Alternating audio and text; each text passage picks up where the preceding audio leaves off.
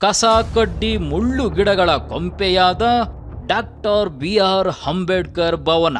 3 ಕೋಟಿ ವೆಚ್ಚದ ಭವನಕ್ಕೆ ಇನ್ನೂ ಸಿಕ್ಕಿಲ್ಲ ಉದ್ಘಾಟನೆ ಭಾಗ್ಯ. ನಿರ್ವಹಣೆ ಇಲ್ಲದೆ ಹಾಳಾಗುತ್ತಿರುವ ಸರ್ಕಾರಿ ಭವನದ ಆಸ್ತಿ. ತಾಲೂಕು ಆಡಳಿತದ ನಿರ್ಲಕ್ಷ್ಯಕ್ಕೆ ದಲಿತ ಸಂಘಟನೆಗಳ ಆಕ್ರೋಶ. ಭವನ ಉದ್ಘಾಟಿಸಿ ಇಲ್ಲವೇ ಉಗ್ರ ಹೋರಾಟ ಎಂದು ಎಚ್ಚರಿಕೆ. ಆದ್ಮೇಲೆ ಈ ಸ್ಥಳವನ್ನೊಮ್ಮೆ ಡೀಪ್ ಆಗಿ ನೋಡ್ಕೊಂಡ್ಬಿಡಿ. ನೋಡಿದ್ರ? ನೋಡುವುದಕ್ಕೆ ಒಂದು ರೀತಿ ಕಾವಲುಗಾಡಿನಂತೆ ಕಾಣುತ್ತಿದೆ ಅಲ್ವೇ?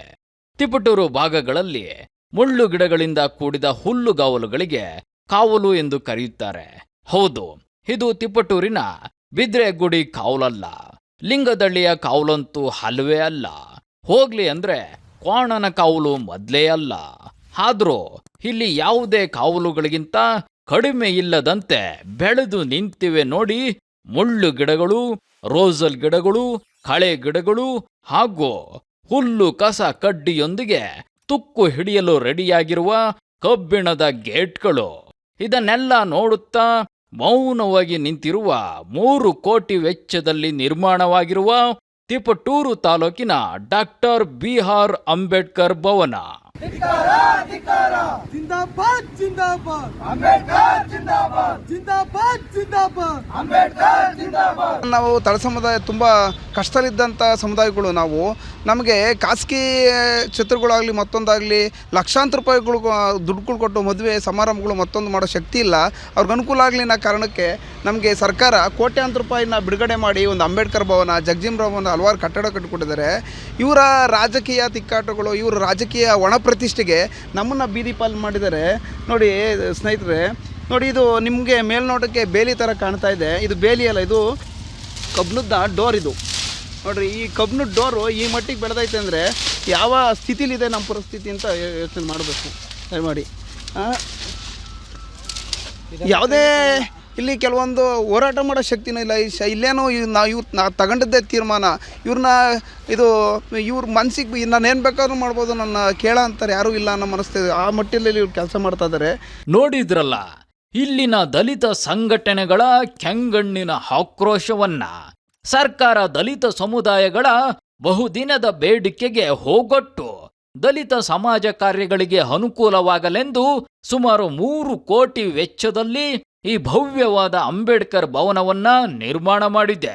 ಹೌದು, ನಿರ್ಮಾಣ ಏನೋ ಆಯ್ತು, ಆದ್ರೆ ನಿರ್ಮಾಣ ಆಗಿ ಸುಮಾರು 1 ವರ್ಷ ಕಳೆದ್ರೂ ಇದಕ್ಕೆ ಉದ್ಘಾಟನೆ ಭಾಗ್ಯವಂತೂ ಸಿಕ್ಕಿಲ್ಲ.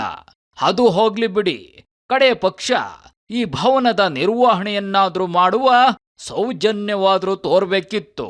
ಅದು ಕೂಡ ಮಾಡಿಲ್ಲ. ಈ ಎಲ್ಲದರ ಪರಿಣಾಮ ಈ ಹೊಸ ಭವನ ಈಗ ಹಳೆಯ ಕಟ್ಟಡದ ಮಾದರಿಯಲ್ಲಿ ಮುಳ್ಳು ಗಿಡಗಳ ಕೊಂಪೆಯಾಗಿ ಮಾರ್ಪಟ್ಟಿದೆ.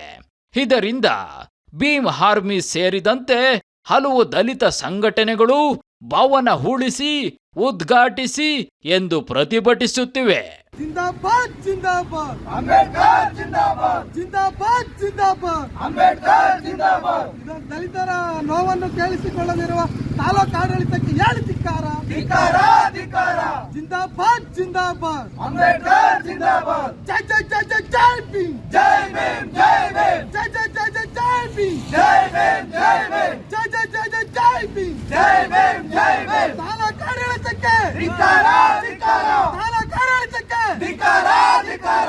ತಾಲೂಕು ಶಾಸಕರಿಗೆ ಧಿಕ್ಕಾರ ಧಿಕ್ಕಾರ. ಏನಿವತ್ತು ಈ ತಿಪಟೂರು ನಗರದಲ್ಲಿ ಸುಮಾರು 6 ಕೋಟಿ ವೆಚ್ಚದಲ್ಲಿ ಅಂಬೇಡ್ಕರ್ ಭವನ ಹಾಗೂ ಜಗಜೀವನ್ ರಾವ್ ಭವನ ಇವೆರಡನ್ನು ಸುಮಾರು 6 ಕೋಟಿ ವೆಚ್ಚದಲ್ಲಿ ಇದನ್ನು ನಿರ್ಮಾಣ ಆಗಿತ್ತು.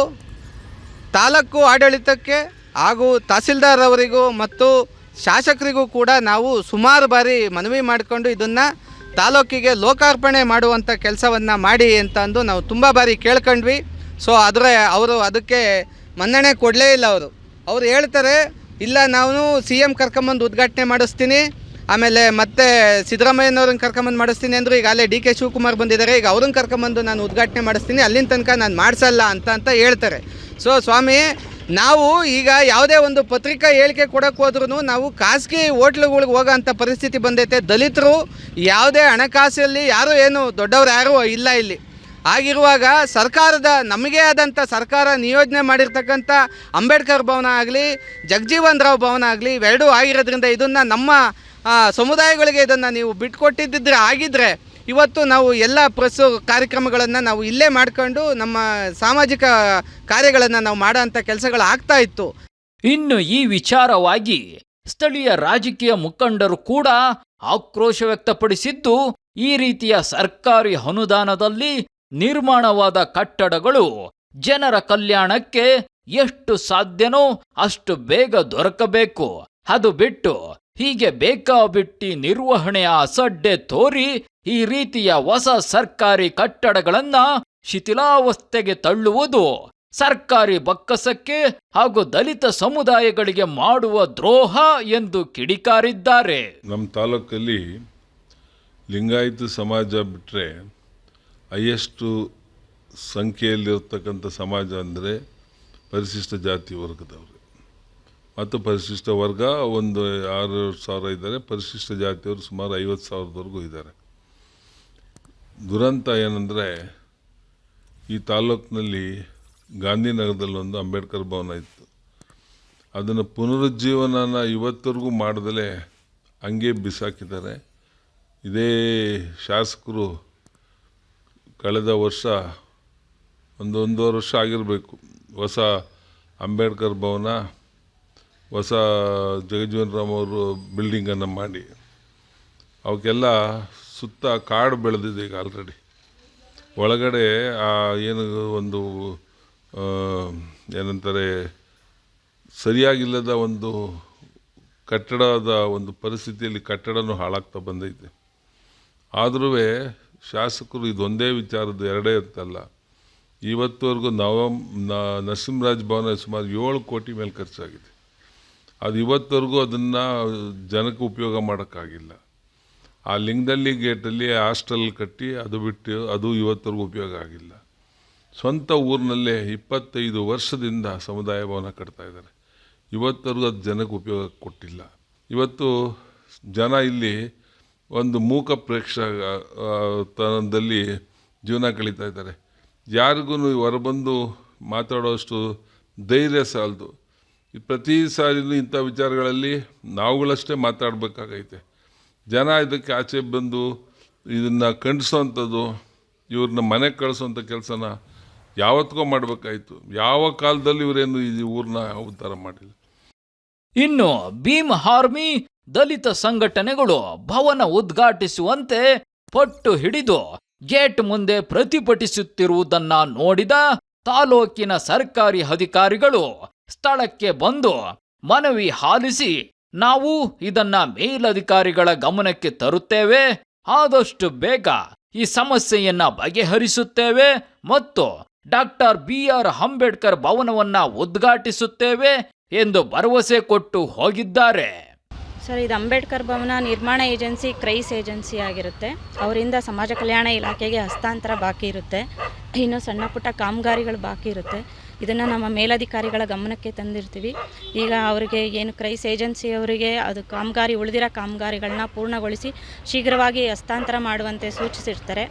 ಇದು ಹಸ್ತಾಂತರ ಆದ ತಕ್ಷಣವೇ ಇದು ಭವನ ಉದ್ಘಾಟನೆಗೆ ಕ್ರಮ ತಗೊಳ್ತೀವಿ. ಇನ್ನು ಎಷ್ಟು ದಿನ ಆಗ್ಬೋದು ಮೇಡಮ್ ಇದೆಲ್ಲ ಪ್ರೋಸೆಸ್?